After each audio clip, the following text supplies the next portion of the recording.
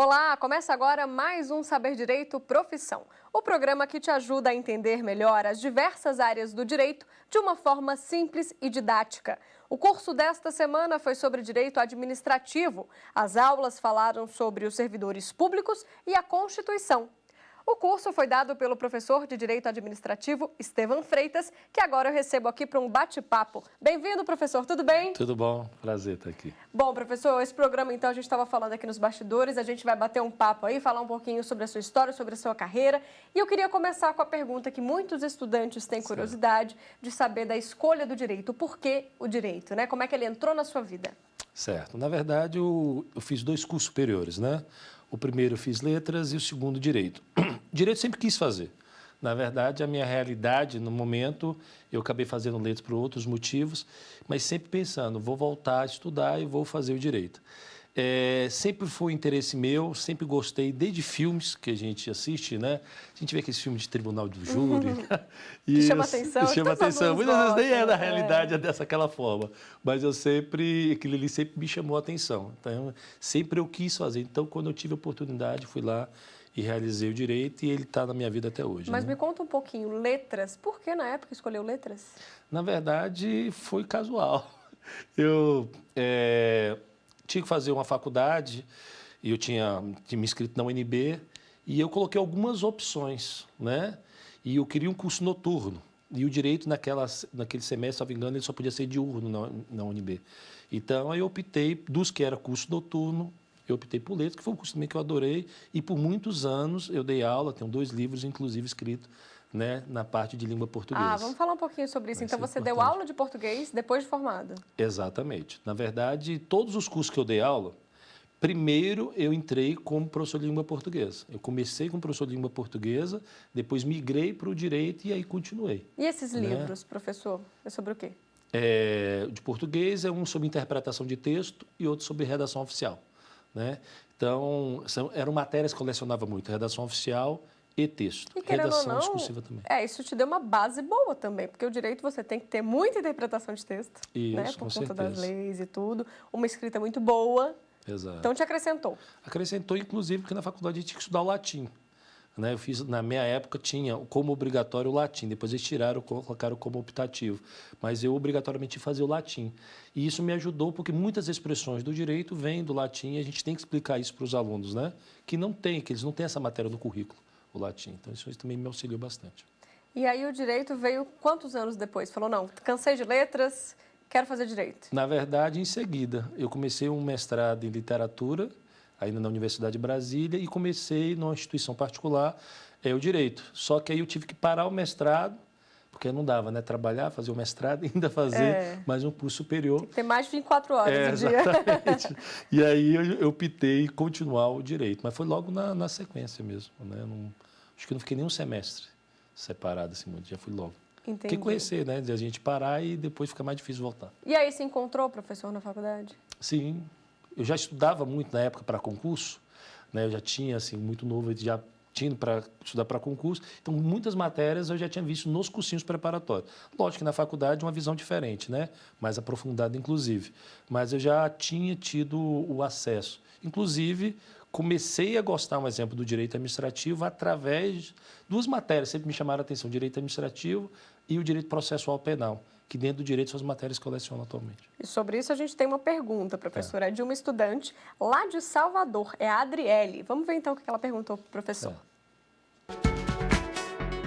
Professor, por fim, eu gostaria de saber o que te levou a seguir o direito administrativo?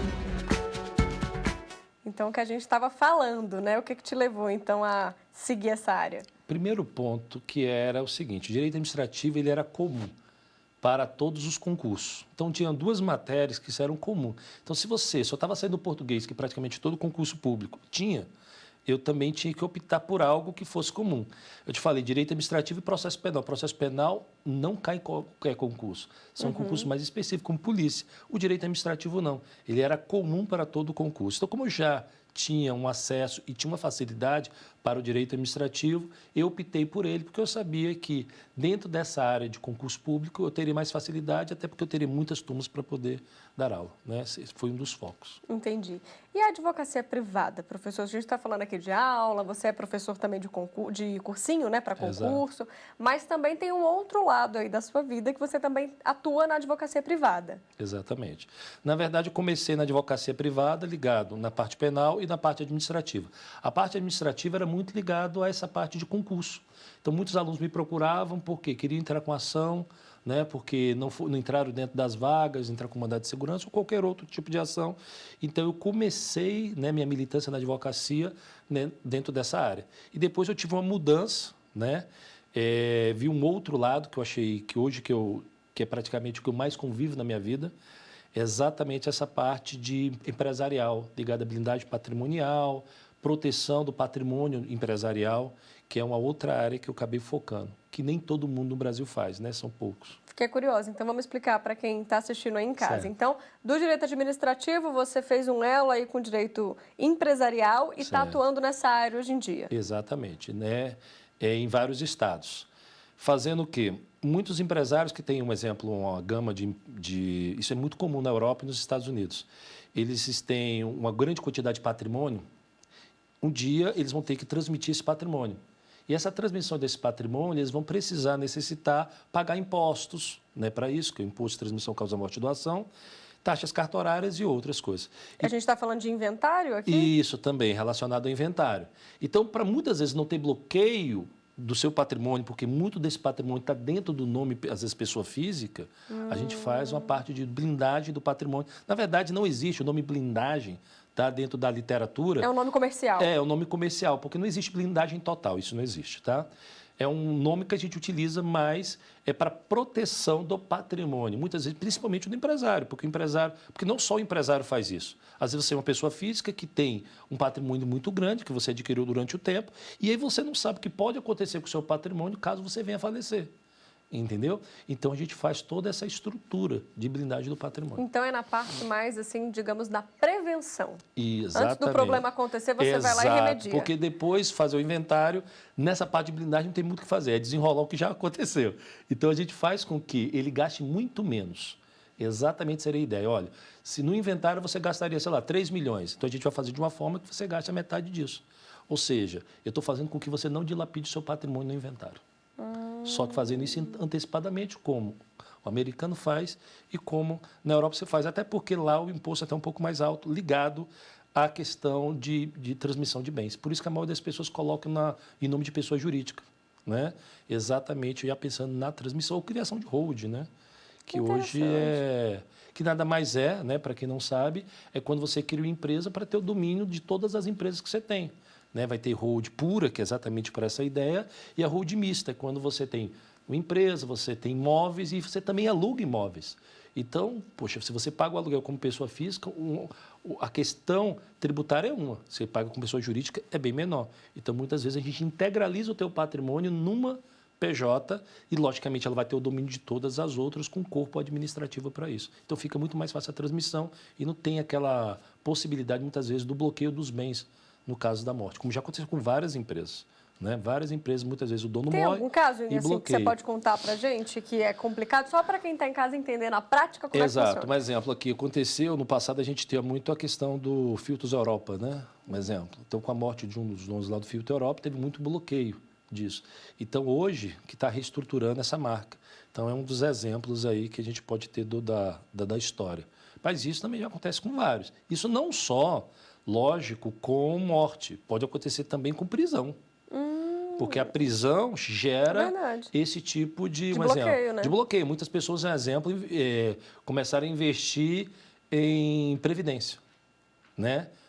Pegando a previdência privada, PGBL, VGBL, para não bloquear. Só que já tem entendimento de ser bloqueado. E a gente tem várias pessoas notórias aí que teve bloqueio de sua previdência privada. Já a gente faz através de um ativo financeiro, através de algumas multinacionais, um ativo financeiro que entrou no CNPJ de seguro no Brasil, que a gente faz com que, como entrou como seguro, ele não entraria em inventário, não entraria em partilha, como o artigo 794 do Código Civil fala, né? E não partilha, inventário e nenhum tipo de dívida que a pessoa, porventura, teria também. Então, também mais uma ideia de blindagem do patrimônio nesse outro aspecto. E esse é um assunto que as pessoas não param para pensar, né? Você está lá com a sua empresa, está faturando milhões, você não vai parar para pensar que, opa, se eu bater as botas daqui para amanhã, como é que vai ficar meu patrimônio? Isso é importante. Tem alguns estados, como São Paulo, Brasília, Rio de Janeiro, as pessoas, os empresários já estão mais atentos a isso, né? Mas é algo novo no Brasil, de forma geral? É novo. Agora, já mais outras regiões, está começando agora.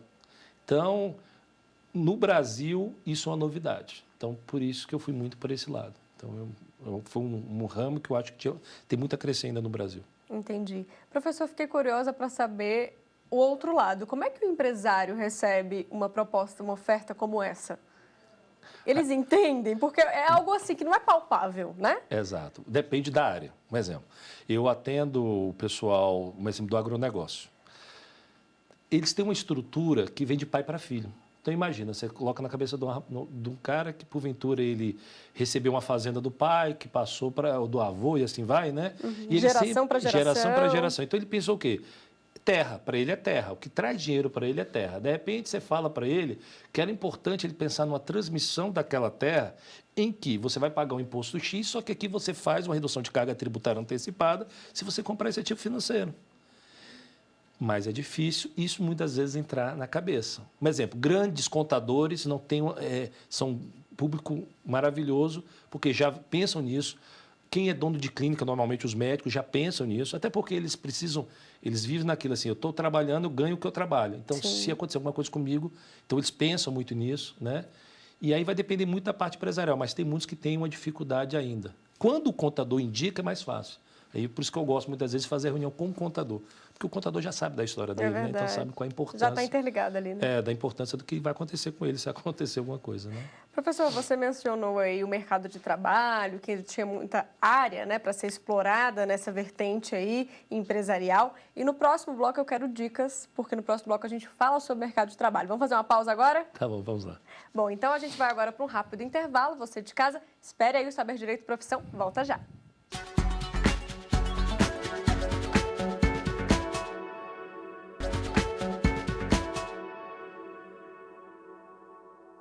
Estamos de volta hoje aqui com o professor de Direito Administrativo, Estevão Freitas. E neste segundo bloco a gente fala então sobre mercado de trabalho para quem está chegando aí, saindo da faculdade. Professor, como é que está esse mercado hoje? O mercado ele é bem vasto. Apesar de a gente ter muitas pessoas saindo do mercado, indo para o mercado de trabalho na área da minha área, o direito, aumentaram muitas faculdades, mas é saber escolher. Muitas pessoas vivem tentando ir para o mesmo mercado, às vezes o mercado civil ou o mercado penal, né? Diminuiu um pouco agora com a reforma a questão do mercado trabalhista, mas é importante você fazer uma boa escolha, e isso é importante você ver desde a faculdade. Então, às vezes as pessoas pensam só quando tira, né, sua carteirinha da ordem que vai começar a pensar onde que eu vou atuar. É importante que você já comece a vislumbrar isso.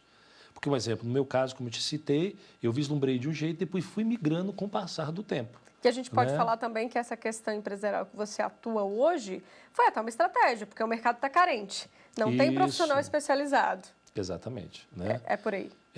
Inclusive, eu escrevo atualmente um livro ligado a essa área, porque tem poucos autores que falam no Brasil sobre a área. A maior parte, a literatura é estrangeira. Na literatura estrangeira, você vai ver muito. Agora, na literatura brasileira, poucos. É diferente você pegar o direito administrativo. Tem diversos autores ligados ao direito administrativo por anos no Brasil, né? Agora, nessa área, poucos. Nós temos os autores de direito empresarial, mas que não focam de forma tão específica nesta área de sucessão, um exemplo, né? Falo mais de inventário, mas não de sucessão, algo anterior ao próprio inventário. Interessante. Então, a dica é ir para um lugar que ainda não esteja ali com o mercado tão inflado, com muita gente capacitada. Pega exatamente isso, porque dentro da profissão, logicamente, você tem que fazer o que você gosta, mas também você almeja também a parte financeira, né? E isso é importante, você visualizar, porque você pode abrir um leque bem legal na tua vida, se você conseguir pegar. Vamos conferir, então, agora quais são as áreas, quais as possibilidades para quem se especializa aí no direito administrativo. Carreira em Direito Administrativo. O direito administrativo rege as atividades do ponto de vista jurídico na administração pública. Quem buscar essa área vai lidar com assuntos como estrutura e controle da administração pública, licitações, contratos, parcerias, dentre outros. As opções de mercado de trabalho estão nos escritórios de advocacia, nas grandes empresas, na administração pública e nas universidades. Nesse caso, mestrado e doutorado geralmente são requisitos. O ingresso nessas profissões depende da experiência, de um bom currículo e, no caso de serviço público, de passar em concurso, que tem no direito administrativo uma disciplina exigida em cargos de nível superior. A remuneração depende da experiência, mas, em média, o ganho mensal inicial passa de R$ 3.300. Professor, então a gente viu que uma das várias possibilidades é o concurso público, que a gente sabe que é tradição aqui em Brasília, mas que também se ramificou aí para outros estados e muita gente vislumbra essa profissão, né? Ser um servidor público. Exatamente. Na verdade, aqui sempre foi, Brasília foi a cidade do concurso, né? Considerada a cidade do concurso. Mas eu não trabalhei só em Brasília, eu tive a oportunidade de trabalhar na Bahia, trabalhar em Florianópolis, em vários estados, que Goiânia, um exemplo, que também tinha um grande foco realizado a concurso público. Não como aqui, que você senta num bar, todo mundo, alguém está estudando para concurso. Lá ou já menos. estudou, já tentou, ou já né? estudou, já tentou, né? E é interessante, porque um exemplo, em Brasília, onde eu vou, sempre tem alguns alunos. Tem para onde correr, você encontra alunos. Eu vou ali no correio, onde for, eu sempre encontro alunos. Mas a área de concurso, ela mudou muito atualmente. E eu sempre dizia isso para os colegas da área. Porque hoje as pessoas tendem muito o chamado online. Por quê? Porque a gente está numa área exatamente hoje. Você está no seu smartphone, você consegue estar ali fazendo questões de concurso num site específico, tem vários sites específicos, e você está assistindo aula. Você põe um fone e você está ali assistindo aula. Você está no metrô assistindo aula, e onde você estiver parado, você consegue isso. E também a vida das pessoas ficaram muito dinâmica. Então, hoje, as pessoas gostam de criar o seu horário. Antes, as pessoas eram muito no físico, né? Então, vou horário, à noite ou de manhã, assistir o curso físico. Hoje, se você for numa sala de estudos, uma biblioteca, você vai ver que várias pessoas estão assistindo o curso online. E eu acho que a tendência é aumentar, né? E você que está nessa área há muito tempo, professor, você viu esse declínio de estudantes sentadinhos na sala de aula, essa migração, na verdade, né, para o EAD? É engraçado porque eu completo este ano 19 anos trabalhando como professor, né? E eu vi toda essa parte. Vamos imaginar o seguinte, lógico, quando eu iniciei não tinha cursos online. Depois começou os cursos via satélite, que os alunos iam para a sala de aula e um professor dizia, lá em São Paulo ele estava dando aula para todo o Brasil inteiro. E aí a instituição que transmitia aquilo, né? Então era um só dando aula para o Brasil inteiro, transmitia. Você ia para a sala de aula, assistia como se fosse um cinema, na verdade. Né? E que você poderia mandar perguntas, tal, normalmente ele respondia ao final. Depois, com a tecnologia, eles começaram a fazer exatamente aula gravada. Então, a aula gravada que você não precisava ir até o curso, você assistia no seu computador e podia assistir diversas vezes. Você podia voltar, podia colocar em uma forma mais veloz, você tinha um domínio. Muitas pessoas ficaram assim, mas eu não tenho uma disciplina. Só que, com o passar do tempo, as pessoas foram começando a ter disciplina. E se você for analisar também, isso é muito mais barato hoje, você fazer um curso online do que você fazer o curso presencial. Lógico, vai depender de cada um. Mas por que o curso online acaba sendo mais barato? Porque ele vai pagar o professor, já vai ter várias gravações e aí ele consegue vender para o Brasil inteiro. O presencial, você tem que ter o professor ali físico, naquele dia, naquele horário. Então, sai para o curso um pouco mais caro, por isso que, lógico, a gente passa isso para o aluno. E isso vai muito de perfil, né, professor? Muito. Porque tem aluno, e eu sou uma delas, eu gosto mesmo de sentar, de pegar um caderno, de ver o professor. Porque como a gente tem distração, né, hoje em dia, porque você vai assistir uma aula em casa, aí você tem um cachorro latindo, aí você tem alguém te chamando, e aí todas as distrações ali. Então, às vezes, quem estuda à distância tem que ter mais disciplina, muito mais, né, do que quem está dentro de sala. Muito mais, até porque você não tem um horário fixo. Você sabe, se eu não for na aula de Direito Administrativo 1 na segunda-feira à noite, eu perdi aquela aula. Não tenho mais ela. Então, você tem aquela disciplina. A pessoa em casa ela tem que ter uma disciplina muito maior. Mas eu acho que com a tecnologia do jeito que está, é uma coisa irreversível, né? Então, a tendência é que o presencial diminua mais. Espero que nunca acabe, porque eu adoro o presencial. O presencial, você tem ali o contato direto com o aluno, né? enquanto no Era isso que eu ia te outro a gente está perguntar. ali na câmera, falando com a câmera, Você né? faz as duas modalidades, dá aula presencialmente e também Isso, faz vídeos, né? exatamente, Da Pedro. aula à Eu distância. tenho experiência nas duas áreas. Qual que é a diferença, professor? Esse feedback do aluno, né? O levantar a mão, o contribuir para aquela matéria do aluno também, essa troca não tem, né? no Não online. tem, exatamente. Você tem perguntas depois que você pode responder, mas não é no momento. Então, você vai fazer gravações, que normalmente no online são ali de 30 minutos, que você grava em estúdio, cada bloco, né, que nós temos, e você tem algumas perguntas, dependendo da instituição, ao final, que você responde depois, de um momento posterior. Mas você está falando ali com a câmera, exatamente. Às vezes, quando estou gravando, eu falo como se estivesse falando com o aluno, não tem jeito, não é para onde correr. Mas essa parte do presencial é interessante, eu acho, para os dois lados. Exatamente, porque você vê a pergunta do momento, é o momento que você também verifica se tem alguma novidade. Às vezes o aluno também está muito antenado daquilo ali, traz uma novidade de coisa que aconteceu. No direito é assim, né? Todo momento traz. E hoje em nós dia, com a temos novidades. internet, né, o aluno viu, ele leva para Isso, pensar ele já e leva. quer resposta. Isso é a grande diferença da língua portuguesa para o direito. Tem muitas pessoas que qual é o mais difícil? Para explicar, muitas vezes, a língua portuguesa é mais difícil, porque o brasileiro normalmente tem uma dificuldade na língua portuguesa. Porém, para se atualizar, o direito é muito mais. Porque se eu fico dizer um mês, vamos imaginar que eu viajei um Férias, mês. né? Tirou Férias, férias. um mês, e não peguei nada e vim dar uma aula, um exemplo de direito. É complicado, porque dentro desse técnico temporal pode ter tido uma grande mudança naquilo que você vai falar. Então, você sempre tem que estar se atualizando mais, né? A língua portuguesa, ela se atualiza mais com o passar do tempo, né? Você vai se atualizar mais em questões em si. Tá? Isso é importante. Entendi. Professor, vamos falar um pouquinho, então, dos desafios dentro de sala hoje com esse aluno tecnológico, com esse aluno que traz essa novidade todo dia. Um professor hoje dentro de sala, qual que é o maior desafio? O desafio, aí vamos colocar um exemplo, vou colocar uma experiência como professor de faculdade, né? Que eu fui por muitos anos também professor de faculdade. O professor de faculdade, você tem que puxar a atenção do aluno. Então, não é somente estar ali explicando. O aluno que está para um preparatório para o concurso, Ele está focado ele está naquilo, né? totalmente focado. Então, o que eu sempre quis fazer na faculdade, sempre deu certo. Ainda bem que deu muito certo. Eu tentei fazer aquela minha aula de concurso, que é aquela aula super dinâmica, dentro da faculdade, coisa que o aluno não está esperando, né? Então, muitas vezes ele não está esperando, porque muitos dos professores que estão em faculdade, eles têm um método diferente, um método mais acadêmico, até porque ele é daquela área, né? Então, eles gostam muito dessa forma dinâmica. Lógico, eu teria que colocar um outro lado, que é um lado mais acadêmico.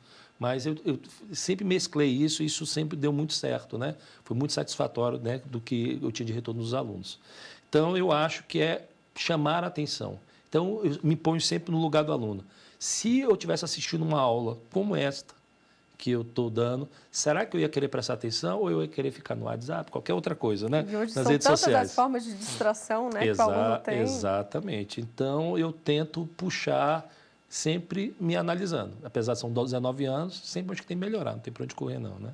E o mundo vai mudando, né? Então, você tem que ver qual atenção mais o aluno teria hoje. É verdade. Professor, uma pergunta polêmica agora, já que você está tantos anos aí nessa área, a gente fala que, né, a criança nasce para ser bombeiro, para ser médico, para ser advogado. Alguém nasce servidor público? Difícil, a não ser... Na verdade, sinceramente, eu vou falar... As pessoas buscam, primeiro, em Brasília, por causa que já é uma cultura. Mas as pessoas normalmente buscam o funcionalismo público pela estabilidade. A estabilidade é o que mais. Por quê? É o que pesa. Pesa. Porque se você for analisar e falar assim, poxa, o funcionalismo tem um teto para receber, entendeu? Já na iniciativa privada, não. Então, você não vai ficar milionário sendo servidor público. Você vai viver bem até, mas você não vai ficar milionário. Então, quer dizer o quê? Você, muitas vezes, procura algo que é mais estável, mais tranquilo na sua vida. Logicamente, se você quer ganhar muito dinheiro, você vai para uma outra área. Só que, logicamente, você vai ter altos e baixos. Trabalhar muita coisa e pode ser que você esteja muito bem hoje, amanhã. Não, então vai depender. Como na advocacia, né? Na advocacia você vê pessoas que foram muito bem, se deram muito bem na advocacia, ganharam muito dinheiro com isso e fazem o que gostam. Então, porque você não tem essa margem de teto. No funcionalismo você tem. Mas a estabilidade eu acho que é o principal. Saber, pronto, eu sentei aqui, vou ter essa minha remuneração e vou aposentar, né? E até que ponto isso é positivo, professor? Aí é muito do que a pessoa busca. Porque às vezes a gente acomoda também. Ainda bem que eu vejo muitos dos meus alunos, um exemplo, ele passa no concurso, ele não fica satisfeito. Porque bem assim, eu sempre falo para meus alunos, vocês vão ganhar um valor X, vocês acham que vão se ter muito bem com isso. Quando chega lá, você fala, pô, isso já não dá mais para mim. Então, eles almejam E o padrão de vida vai aumentando. Vai aumentando, né? E aí, eles almejam um outro concurso. E assim eles vão. Mas lembrando, uma hora você chega no patamar maior, né? E aí não dá. Mas Professor, para a gente finalizar, uma dica, então, para quem está assistindo, os concurseiros de plantão, os estudantes que também estão se formando agora, que estão buscando aí esse foco certo, em qual área seguir, se vai para concurso, se não vai. Qual a sua dica? Primeiro, para quem escolher concurso público, estude antecipadamente, não tem para onde correr, tá? Então, tem gente que fala assim, o concurso daqui a 2 meses, eu vou estudar, vou fazer um cursinho, vou passar. Pode acontecer? Pode, mas isso aí é uma exceção, sempre tem que colocar na cabeça. Porque tem várias pessoas estudando por 2, 3, 4 anos. A concorrência né? hoje é absurda, né? Exatamente. Eu lembro que eu tive uma professora que ela falou que ela trabalhava na iniciativa privada, ganhava bem, e um dia ela falou assim, eu quero mais tranquilidade, e começou a estudar para concurso. E todo mundo falou assim da família dela, poxa, mas isso aí, que loucura, ela perdeu um salário tal para poder estudar para concurso público. E aí, 3 anos depois, ela não tinha passado em nada. Nossa. E todo mundo falou, né? Frustração, Frustração. Né? Só quando passou, ela passou no concurso para procuradora. Aí, que fala assim, a doida, né? Agora é a determinada. Então, eu falo isso. Tem a determinação que a hora chega a sua hora. Mesmo que às vezes você não passa um concurso mais fácil, você acaba passando um concurso mais difícil. E aquele que não almeja o concurso público, veja a área que te faz. Também não adianta você fazer algo que não te faz bem. Né? Muitas pessoas trabalham só por causa do dinheiro, mas não se sentem bem fazendo aquilo. Você resolve um problema e arruma outro. E arruma outro, né? E vai vir alguma depressão, algo do tipo. Então, é importante você escolher algo que, lógico, vai te desfazer financeiramente, porque ninguém vive de dinheiro, mas também que faça alguma coisa que seja muito atrativo para você. Né? Porque fazer algo que você ama é muito importante. Então, é uma das coisas que eu acho que é fundamental, né, na carreira, fazer algo que você goste muito também. Tá certo, professor. Muito obrigada, então, pela sua atenção, pelos seus ensinamentos aqui no Saber Direito. Tá, eu que agradeço estar aqui. Bom, você aí de casa pode continuar com a gente, continuar assistindo a TV Justiça. É só acessar tvjustiça.jus.br ou então se inscrever no nosso canal e rever todos os programas. O endereço é youtube.com/tvjustiçaoficial. Muito obrigada pela sua companhia e até a próxima. Tchau, tchau!